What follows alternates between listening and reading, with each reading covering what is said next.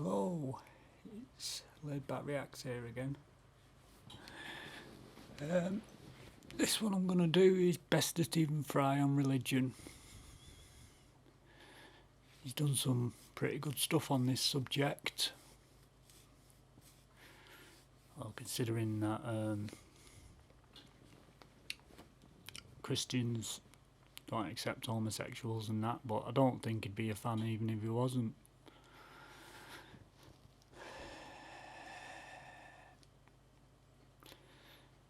And like, especially the Catholic Church, as he might mention in here. Anyway, let's get started with it. It's a bit quiet. Your portion, which they gave a kind of divine permanence, that these were things that were there that were outside our control. And I think most of human history and most of myth and religion has been a question of refining our understanding of things we can't control. So when our ancestors were alone and without any building or farming yet as being an idea, we were hunter-gatherers, as the phrase is. Their children looked at the mothers and fathers and they said, what is it that pushes leaves out of trees? It's something that's beyond our control. I know if I pick a stone up, the stone is picked up, but what is the power behind the leaf coming out of a tree? Happens every year. What is this fire that comes out of a mountain? What is the water that drops out of the sky? These are things over which we have no control. And so it's very natural that our ancestors gave them personality. It's the first thing we do. It's as much art and literature as it is religion to make a story out of these forces. And so you name a god of the mountain that roars fire, you name a god of the clouds and the thunder, and you have a god of nature and of growth and the harvest and one of decay, and you make rituals out of it, but then slowly you begin to understand them, and each one that you understand, the god disappears. But this is what's And I think Yeah. It's funny, the primitive, more what we'd call primitive civilizations, they're like that as well. But it's funny how we've come so far, but we still seem so primitive in that way.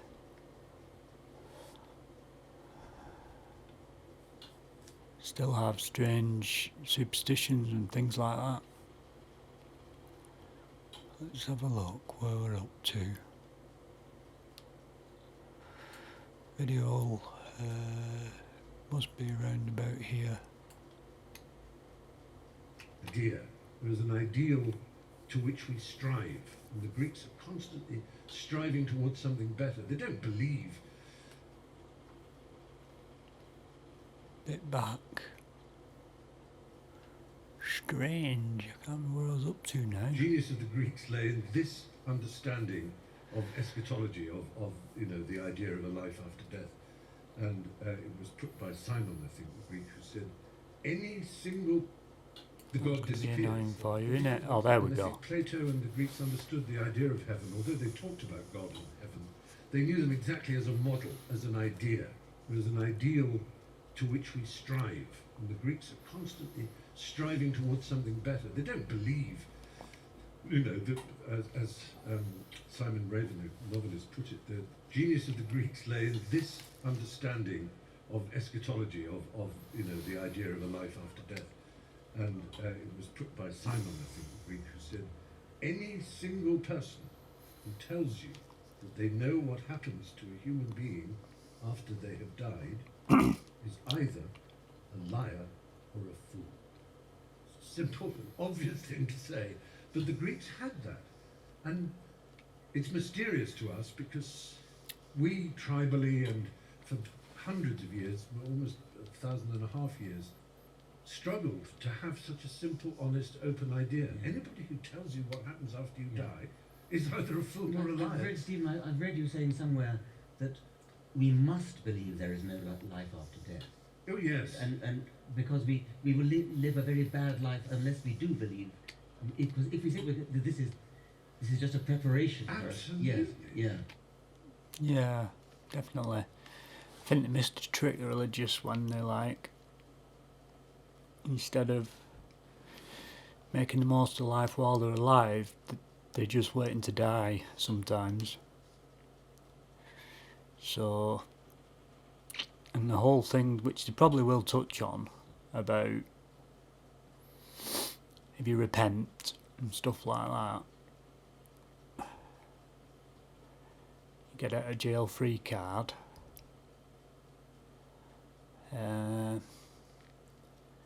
So your morals don't really matter.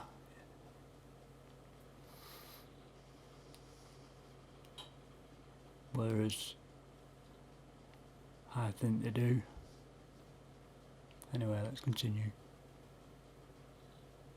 I remember being shocked, before he shocked us for other reasons, by Mel Gibson. When I know they'd all but he was being interviewed. This is in the 80s, at the very height of his young stardom, when he was the coolest man on the planet, actually. And I had no idea that he belonged to this particularly severe Catholic sect in Australia that his father was a member of. But the interviewer said, "I believe I'd read somewhere, Mel, that you believe in life after death and in God." And Mel Gibson said, "Well, I know one thing for a fact. There's got to be more to it than this." I thought, what?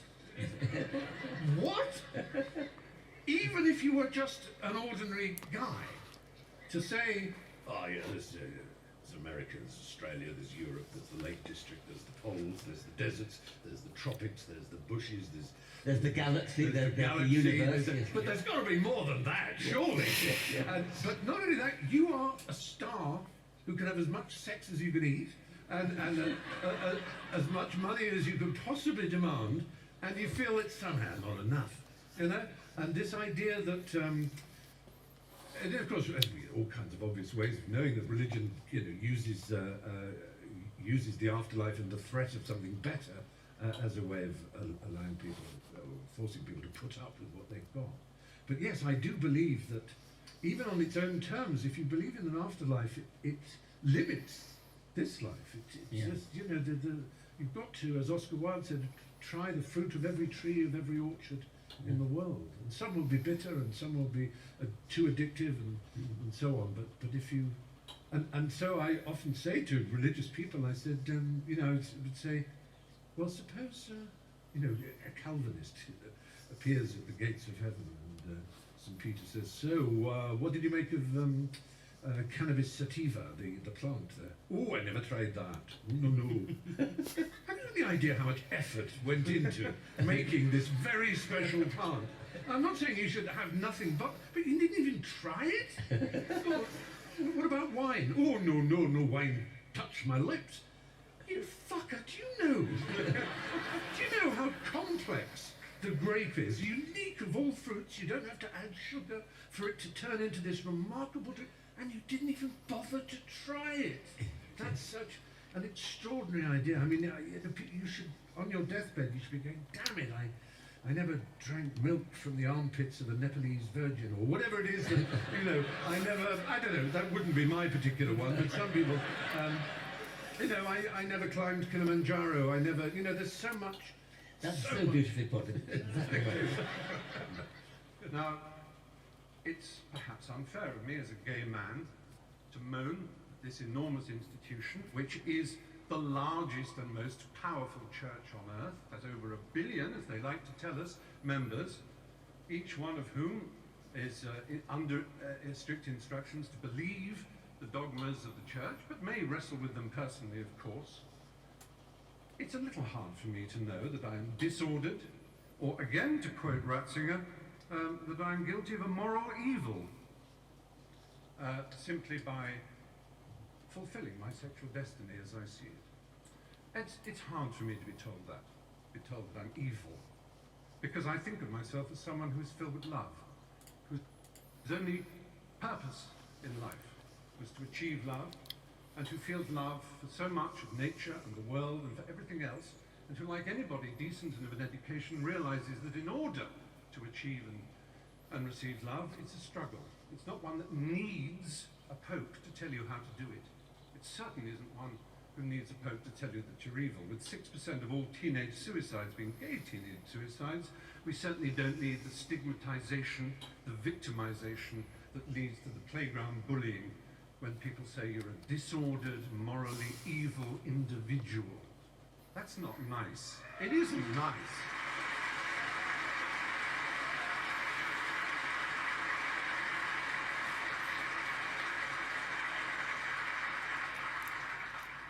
The kind of cruelty in Catholic education, the kind of child, let's not call it child abuse, it was child rape.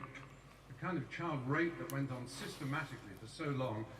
Let's imagine we can overlook this and say it is nothing whatever to do with the structure and nature of the Catholic Church and the twisted, neurotic and hysterical way that its leaders are chosen.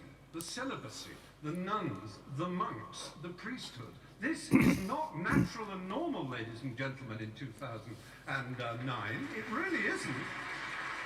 I'm sorry.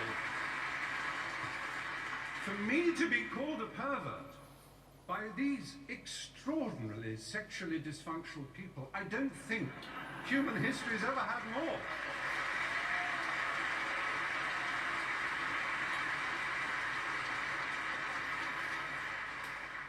I have to say, this is not a problem that necessarily is permanent. I like to believe that in 10 years' time I could come back and argue the opposite.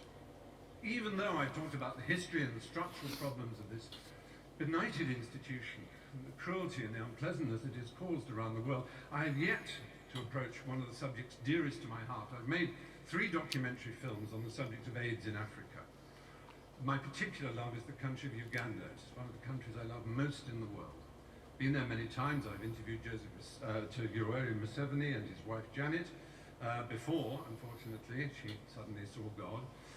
There was a period when Uganda had the worst incidence of HIV/AIDS in the world. I went to Rakai, the village where it was first spotted. But through an amazing initiative called ABC, abstinence, be faithful, correct use of condoms, those 3, I'm not denying that abstinence is a very good way of not getting AIDS. It really is. It works. So does being faithful. But so do condoms. And do not deny it. And this Pope, not satisfied with saying condoms are against our religion, please consider first abstinence, second being faithful to your partner. He spreads the lie that condoms actually increase the incidence of AIDS. He actually makes sure that aid is conditional on saying no to condoms. I have been to, there's a hospital in Bwindi in the west of Uganda where I do quite a lot of work. It is unbelievable, the pain and suffering you see. Now, yes, it is true, abstinence will stop it. It's the strange thing about this church. It is obsessed with sex. Absolutely obsessed. Now they will say, we with our permissive society and our rude jokes are obsessed. No, we have a healthy attitude. We like it, it's fun, it's jolly, because it's a primary impulse. It can be dangerous and dark and difficult. It's a bit like food in that respect, only even more exciting. The only people who are obsessed with food are anorexics and the morbidly obese. And that, in erotic terms, is the Catholic Church in a nutshell.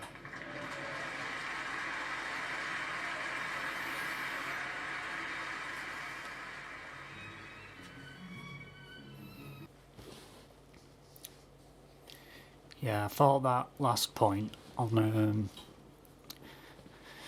Catholic Church and the analogy he made with food and anorexics and bulimics and stuff. It's a good analogy. He's a very clever guy, isn't he? That's his tool. His tool is language and the use of words. That's what has made him famous, really. I myself have a love of language and words, as you know, I sound very working class and stuff, but I actually do have I am articulate, and I've got a lot of words at my disposal. That was a good video. Thought that was good. Kind of captivating, isn't it? Captivating, and you enjoy it, you get into it, and that's what a good video should be. So that's my thoughts on it. Thanks for watching. Laid back reacts here.